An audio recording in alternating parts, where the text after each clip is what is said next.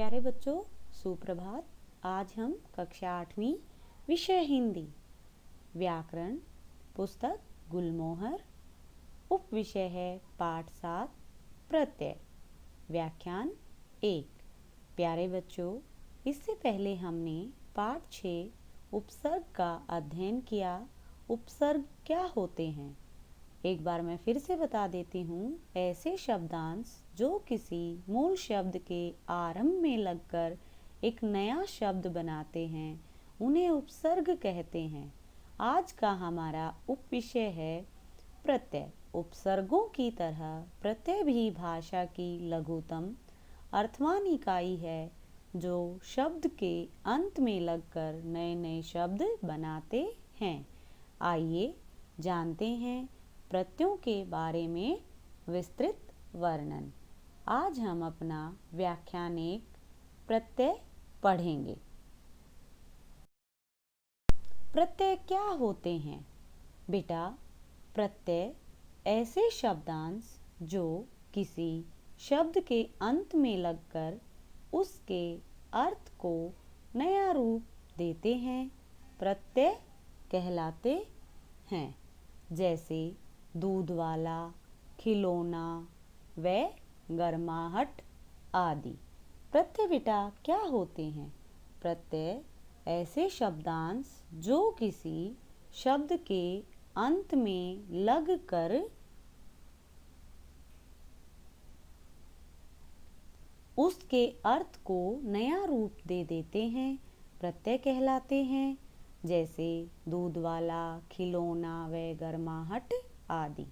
इन शब्दों में क्रमशः वाला, औना, आहट प्रत्यय लगे हुए हैं। जैसा बेटा मैंने आपको बताया कि उपसर्गों का प्रयोग शब्द के आरंभ में किया जाता है, लेकिन प्रत्ययों का प्रयोग शब्द के अंत में किया जाता है। अब यहाँ पर मूल शब्द हमारे दूध, खेल और गरम है। अब इनके पीछे जो शब्द लगे वो हमारे प्रत्यय होते हैं। दूध जमा वाला, दूध वाला। खेल जमा औना, खिलौना। अब यहाँ पर खिलौना शब्द है, लेकिन इसकी जो मूल शब्द है वह खेल होगा। गर्म जमा आहट, गर्माहट। उपसर्गों का प्रयोग शब्दों से पूर्व तथा प्रत्यय का प्रयोग शब्दों के अंत में किया जाता है। जैसे धन शब्द से पूर्व, पूर्व का अर्थ होता है पहले। धन शब्द से पूर्व निरुपसर्ग का प्रयोग करने पर निर्धन शब्द बनता है। पर यदि किसी शब्द के अंत में ई प्रत्यय का प्रयोग किया जाए तो धनी शब्द बनता है। अर्थात क्या कहा गया है? एक शब्द हमने धन यहाँ पर लिया, कोई भी आप शब्द ले लीजिए।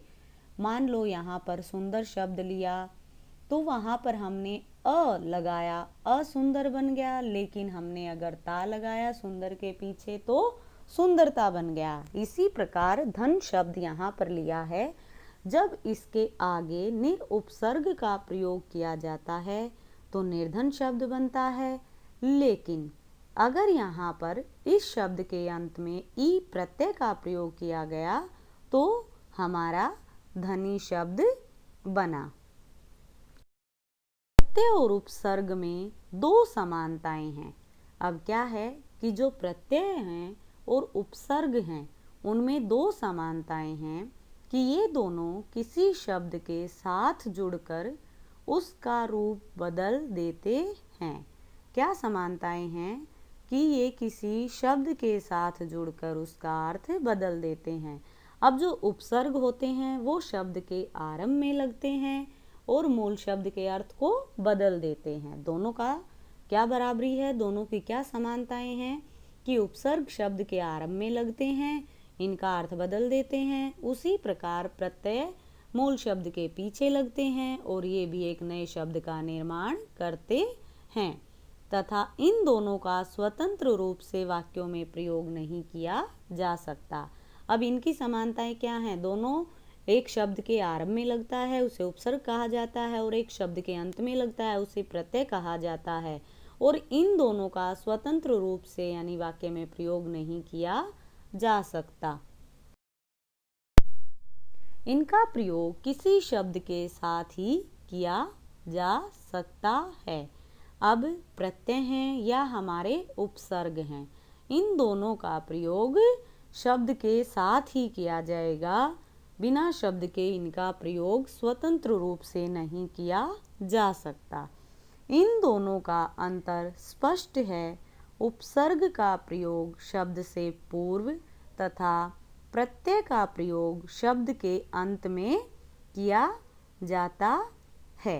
क्या है कि दोनों का अंतर स्पष्ट है कि उपसर्ग का प्रयोग हम शब्द के प्रारंभ में करते हैं और प्रत्यय का प्रयोग हम शब्द के अंत में करते हैं।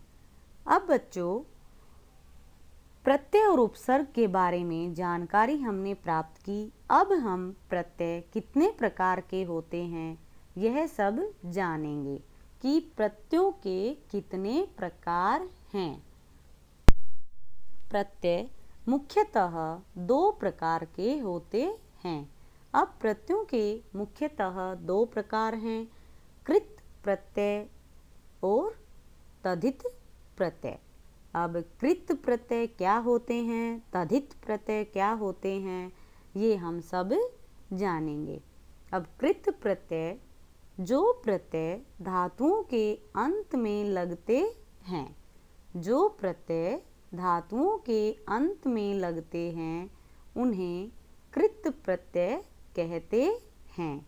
जैसे तैराक, तैर जमा आक। यहाँ पर तैर हमारी धातु है और आक हमारा प्रत्यय है। जैसा कि हमने परिभाषा को पढ़ा, परिभाषा पढ़ने के पश्चात हमें स्वतः ही ज्ञात हो गया कि जो प्रत्यय धातुओं के अंत में लगते हैं उन्हें कृत प्रत्यय कहते हैं। यहाँ आक कृत प्रत्यय है जिसका प्रयोग क्रिया के साथ किया गया है। कृत प्रत्यय के योग से बने शब्द कृदंत, कृत जमा अंत। क्या संधि है इसकी? कृत जमा अंत, यानी कृदंत कहलाते हैं। क्या कहा जाता है? कृत प्रत्ययों को कृदंत भी कहा जाता है। हिंदी में प्रयुक्त होने वाले कृत प्रत्यय। अब कृत प्रत्ययों के कितने प्रकार हैं यह सब हम जानते हैं। कृत प्रत्यय मुख्यतः 5 प्रकार के होते हैं। कर्तृवाचक कृत प्रत्यय, कर्मवाचक कृत प्रत्यय, नंबर 3 करणवाचक कृत प्रत्यय, भाववाचक कृत प्रत्यय और क्रियावाचक कृत प्रत्यय। अब यहाँ पर 5 प्रकार बताए, कर्तृवाचक, कर्मवाचक, करणवाचक, भाववाचक और क्रियावाचक। अब हम इन सब प्रत्ययों के बारे में जानकारी प्राप्त करेंगे। कर्तृवाचक कृत प्रत्यय। अब कर्तृवाचक कृत प्रत्यय क्या होते हैं? परिभाषा इस प्रकार से है, जिस प्रत्यय से कार्य करने वालों अर्थात कर्ता का बोध हो वह कर्तृवाचक कृत प्रत्यय कहलाता है, तथा कर्तृवाचक प्रत्ययों के योग से बने शब्दों को कर्तृवाचक कृदंत कहा जाता है। यहाँ पर क्या है कि बेटा, कर्तृवाचक कृत प्रत्यय क्या होते हैं? जिस प्रत्यय से कार्य करने वालों अर्थात कर्ता का बोध हो। कार्य को कौन करता है? कर्ता। अब कर्ता का जो बोध कराएगा उसे क्या कहेंगे? कर्तृवाचक कृत प्रत्यय। इन शब्दों को कृदंत कहा जाता है, जैसे अक्कड़, हारा। प्यारे बच्चों, कर्तृवाचक प्रत्ययों से बनने वाले कुछ शब्द यहाँ पर मैंने लिए हैं। आइए शब्दों का एक बार अध्ययन करते हैं। यहाँ पर कुछ शब्द हैं हमारे प्रत्यय शब्द व उनसे बनने वाले नए शब्द। अब यहाँ पर क्या लिया था हमने? अक्कड़ शब्द है, यानी अक्कड़ हमारा प्रत्यय है।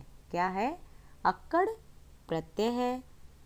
और शब्द है हमारे पी भूल घूम, पी भूल घूम। अब यहाँ पर कौन सा नया शब्द हमारा बनेगा? पहले है पियक्कड़, यानी अक्कड़ जब हमारा प्रत्यय लगा तो पी हमारा मूल शब्द हो गया और पियक्कड़। फिर भुलक्कड़, फिर घुमक्कड़। यहाँ पर क्या हुआ? भूल हमारा मूल शब्द है और घूम हमारा मूल शब्द है, लेकिन प्रत्यय लगने के बाद एक नए शब्द का निर्माण हुआ और नया शब्द हमारे बने पियक्कड़, भुलक्कड़, घुमक्कड़। कई बार आ जाता है कि प्रत्यय और मूल शब्द को अलग कीजिए, तो यहाँ पर पी धातु है हमारी, भूल धातु है और घूम है। यहाँ पर पियक्कड़, भुलक्कड़ और घुमक्कड़ 3 नए शब्दों का निर्माण हुआ। अगला प्रत्यय है हमारा ऊ, यानी ऊ। अब यहाँ पर शब्द हैं खा, कमा, चल। अब यहाँ पर मूल शब्द हैं खा, कमा, चल। अब खा से खाऊ, कमाऊ, चलाऊ। अब यहाँ पर नए शब्दों का निर्माण हुआ खाऊ, कमाऊ, चलाऊ। अब अगला प्रत्यय है हमारा वाला। अगला प्रत्यय है वाला। सब्जी, दूध, चाय, ये हमारे मूल शब्द हैं। कौन कौन से हैं? सब्जी, दूध, चाय। सब्जी वाला, दूध वाला, चाय वाला, इनसे हमारे नए शब्दों का निर्माण हुआ। यहाँ पर वाला हमारा प्रत्यय है। अगला है एरा और मूल शब्द हैं लूट, कमा। मूल शब्द हैं लूट, कमा। लुटेरा, कमेरा, लुटेरा, कमेरा। बेटा अब हम कर्मवाचक कृत्रि प्रत्ययों का अध्ययन करेंगे। कर्मवाचक कृत प्रत्यय क्या होते हैं? आइए देखते हैं। कर्मवाचक कृत प्रत्यय। कर्मवाचक शब्दों की रचना करने वाले कृत प्रत्यय कर्मवाचक कृत प्रत्यय कहलाते हैं तथा क्रमवाचक प्रत्ययों के योग से बने शब्द कर्मवाचक कृदंत कहलाते हैं, जैसे औना, नी। अब यहाँ पर प्रत्यय लिए हैं औना, नी। अब इनसे शब्द बनाए हैं, यानी मूल शब्द इनका क्या है और नए शब्द इनसे कौन से बने हैं। औना, खेल हमारा यहाँ पर मूल शब्द है, खेल से खिलौना। और बिछ हमारा मूल शब्द है और इससे बिछोना। यानी नए शब्दों का निर्माण कैसे हुआ? प्रत्यय लगने के साथ, खिलौना, बिछोना। फिर है नी। नी हमारा प्रत्यय है और शब्द है हमारा कतर, ओढ़। कतर, ओढ़। कतरनी, ओढ़नी, कतरनी, ओढ़नी। अगला है करणवाचक कृत प्रत्यय। क्या है? करणवाचक कृत प्रत्यय।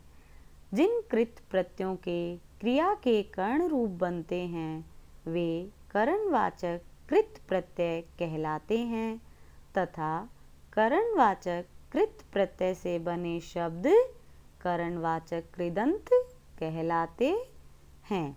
अब क्या है कि कर्णवाचक कृत प्रत्यय किसे कहते हैं? जिन कृत प्रत्ययों के क्रिया के कर्ण रूप बनते हैं वे कर्णवाचक कहलाते हैं। जैसे यहाँ पर आ। अब आ हमारा क्या है? प्रत्यय है, तो आ से यानी हमारा मूल शब्द और प्रत्यय से निर्मित शब्द जैसे ठेला, झूला।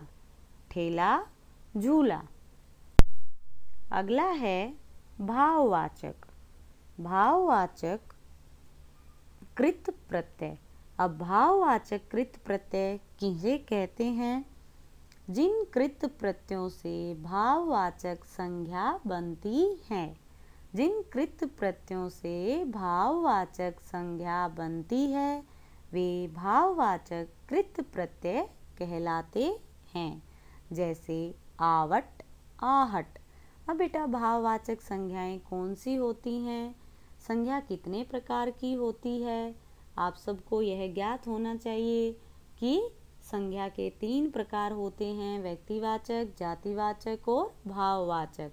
जैसे जो यानी भाव, दोष आदि का क्या कराती है? ज्ञान कराती है। जैसे सुंदर से सुंदरता, मानव मानवता। अब यहाँ पर भाववाचक संज्ञा से बनने वाले शब्दों को क्या कहते हैं? भाववाचक कृत प्रत्यय कहते हैं। आवट और आहट। आवट से लिखावट और आहट से घबराहट। आवट से लिखावट और आहट से घबराहट। अब यहाँ पर मैंने कुछ प्रत्यय लिए हैं और उनसे निर्मित नए शब्दों का यहाँ पर निर्माण किया है। पहला शब्द हमारा आवट है। अब आवट से कौन कौन से नए शब्द बनेंगे? यहाँ पर मूल शब्द है लिख, दिख और मिल। लिख, दिख और मिल। अब लिख से लिखावट, दिख से दिखावट और मिल से मिलावट। लिख से लिखावट, दिख से दिखावट और मिल से मिलावट। अगला है आहट, घबरा, चिल्ला। अब यहाँ पर हमारे मूल शब्द हैं घबरा, चिल्ला। अब यहाँ पर घबराहट, चिल्लाहट, घबराहट, चिल्लाहट। अगला है प्रत्यय हमारा आन और मूल शब्द है उड़, थक। मूल शब्द हैं हमारे उड़, थक। उड़ से उड़ान, थक से थकान। यहाँ पर जब आप प्रत्यय और मूल शब्द को अलग करेंगे तो आन से पहले यानी उड़ हमारा मूल शब्द है और थकान यानी थक हमारा मूल शब्द है।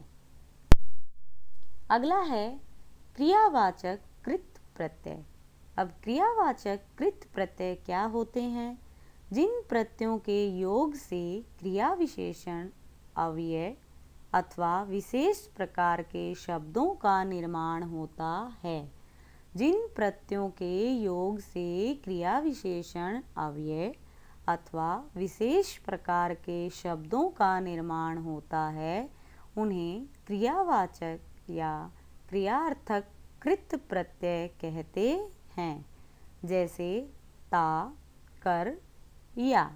जैसे ता, कर, या। प्यारे बच्चों, यहाँ पर यानी क्या बताया गया कि क्रिया विशेषण, अव्यय अथवा विशेष प्रकार के शब्दों का निर्माण होता है। अब ता, कर, या यहाँ पर क्या है? ये हमारे प्रत्यय हैं।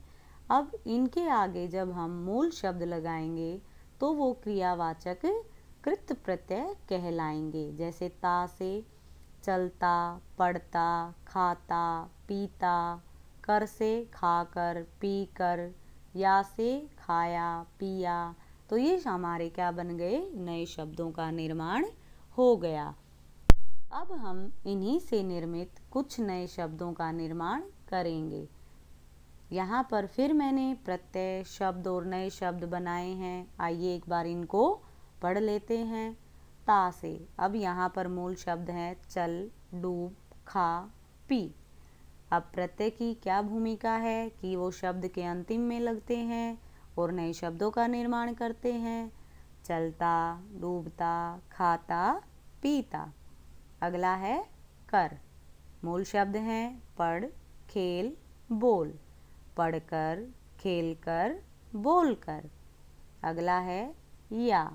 मूल शब्द हैं खा, आ। क्या है मूल शब्द? खा, आ।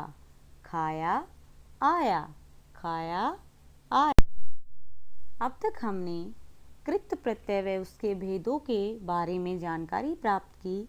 अब हम तद्धित प्रत्यय किसे कहते हैं इसके कितने भेद होते हैं, उन सब का अध्ययन करेंगे। तद्धित प्रत्यय क्या होते हैं? जो प्रत्यय संज्ञा, सर्वनाम, विशेषण या अव्यय के अंत में लगकर उनसे नए शब्द बनाते हैं, वे तद्धित प्रत्यय कहलाते हैं। क्या है? जो प्रत्यय संज्ञा, सर्वनाम, विशेषण या अव्यय के अंत में लगकर उनसे नए शब्द बनाते हैं, वे तद्धित प्रत्यय कहलाते हैं। तद्धित प्रत्ययों के योग से बने शब्द तद्धितांत कहलाते हैं। अब कृत प्रत्ययों के योग से बने शब्द क्या कहलाते हैं? कृदंत। और तद्धित प्रत्ययों के योग से बने शब्द तद्धितांत कहलाते हैं। जैसे साफ जमा आई। जैसे साफ जमा आई, क्या बना? सफाई। यहाँ आई तद्धित प्रत्यय है तथा सफाई तद्धितांत, क्योंकि यह तद्धित प्रत्यय के योग से बना है और तद्धित प्रत्यय के योग से जो शब्द बने उन्हें तद्धितांत कहते हैं। तद्धित प्रत्यय मुख्यतः 9 प्रकार के होते हैं। कितने प्रकार हैं? 9।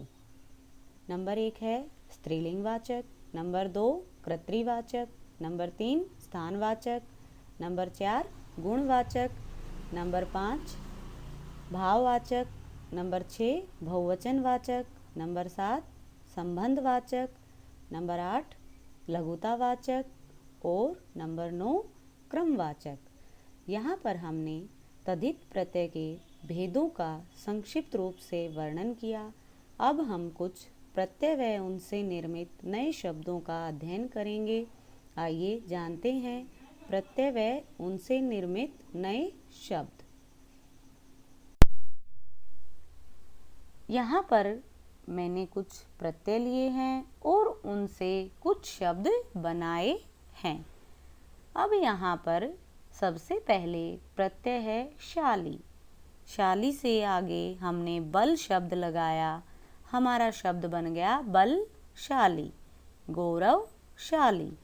वान बलवान धनवान, बलवान धनवान। अगला है वाद जातिवाद समाजवाद। वाद जातिवाद समाजवाद। चर जलचर थलचर, चर जलचर थलचर। आल्य भोजनालय पुस्तकालय, भोजनालय पुस्तकालय। गृह स्नान गृह अतिथि गृह, गृह स्नान गृह अतिथि गृह। अब हैं कुछ उर्दू फारसी के प्रत्यय। क्या है? उर्दू फारसी के प्रत्यय। आना रोजाना सालाना, रोजाना सालाना। मंद दौलतमंद अक्लमंद, मंद दौलतमंद अक्लमंद। दान कलमदान पिकदान, दान कलमदान पिकदान। ईना महीना नगीना, ईना महीना नगीना। बंद नजरबंद हथियारबंद, नजरबंद हथियारबंद। वार कसूरवार जिम्मेवार, कसूरवार जिम्मेवार। ची तोपची तबलची, तोपची तबलची। बान मेहरबान बागबान, मेहरबान बागबान। आदमखोर शुद्धखोर, खोर आदमखोर शुद्धखोर। नाक दर्दनाक खतरनाक, दर्दनाक खतरनाक। इस प्रकार से हमने प्रत्यय व उनसे निर्मित शब्दों का अध्ययन किया। अब हम 2 प्रत्ययों का एक साथ प्रयोग कैसे होता है वह भी कुछ शब्दों के द्वारा जानेंगे। मैंने यहाँ पर कुछ शब्द लिए हैं। आइए जानते हैं उन शब्दों को व उनसे निर्मित नए शब्दों को। हमारी हिंदी भाषा में कुछ शब्द ऐसे हैं जहाँ पर कभी कभी दो प्रत्ययों का एक साथ प्रयोग किया जाता है। जैसे शब्द है देख और प्रत्यय है आवट जमा ई। नए शब्द बने हमारे दिखावटी, क्योंकि आवट और ई दोनों हमारे प्रत्यय हैं। और यहाँ पर मैंने पहले ही बताया है कि कभी कभी दो प्रत्ययों का भी एक साथ प्रयोग किया जाता है। दूसरा शब्द है राष्ट्र। अब प्रत्यय इसमें है ईय और ता, राष्ट्रीयता। अगला है मानव, ईय और ता, मानवीयता। बुद्धि, मान और ई, बुद्धि मानी। ईमान शब्द है दार और ई, ईमानदारी। बच्चों, आज हमने अपना व्याख्यान 1 प्रत्यय का अध्ययन किया। अब मैं व्याख्यान 1 से संबंधित गृह कार्य के लिए आपको कुछ प्रश्नोत्तर दे रही हूँ। ये प्रश्नोत्तर आपको अपनी रफ उत्तर पुस्तिका में लिखने हैं व याद करने हैं। मेरा पहला प्रश्न है, प्रत्यय किसे कहते हैं? उदाहरण देकर समझाइए। बच्चों, हमने अपना व्याख्यान 1 पढ़ा। व्याख्यान 1 में मैंने प्रत्यय आपको अच्छी प्रकार से समझाया। अब आपको प्रत्यय की परिभाषा लिखनी है और उदाहरण देकर उसको समझाना है। प्रश्न 2 है, उपसर्ग तथा प्रत्यय में अंतर स्पष्ट कीजिए। उपसर्ग का प्रयोग कहाँ किया जाता है और प्रत्यय का प्रयोग कहाँ होता है? उपसर्ग शब्द के आरंभ में लगते हैं और प्रत्यय शब्द के अंत में लगते हैं। यह सब आपको अंतर स्पष्ट करना है। प्रश्न 3 है, कृत प्रत्यय तथा तद्धित प्रत्यय में अंतर स्पष्ट कीजिए। कृत प्रत्यय का प्रयोग कहाँ किया जाता है व तद्धित प्रत्यय का प्रयोग कहाँ किया जाता है, यह सब भी आपको लिखने हैं। प्यारे बच्चों, आज का हमारा व्याख्यान 1 पूर्ण हुआ। मिलते हैं अपने अगले व्याख्यान में। धन्यवाद।